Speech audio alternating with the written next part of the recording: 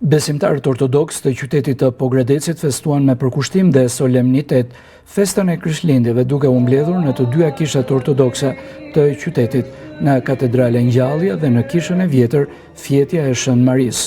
Që në mëngjes, besimtarët të gjitha moshave ju drejtuan kishave respektive për të marrë pjesë në meshën e shenjtë të kësaj feste të madhe të krishterë. Liturgjia hyjnore u zhvillua në një atmosferë të ngrohtë shpirtërore, e mbushur me lutje, këngë kishtare dhe mesazhe dashurie shprese. Njëra e drejtuar nga At Vasil Jovani dhe tjetra nga At Petro Marko.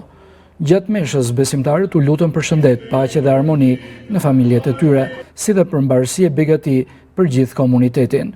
Priftërinjt përcollën mesazhin e kryepeshkopit të Korçës Anastasit për Krishtlindje, duke theksuar rëndësinë e paqes, solidaritetit dhe respektit mes njerëzve, vlera që vetë kjo festë simbolizon.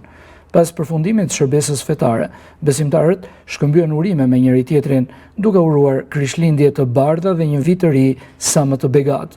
Festa e Krishtlindjeve u përjetua si një moment reflektimi e bashkimi, duke forcuar ndjenjën e besimit dhe të komunitetit mes qytetarëve pogradecar.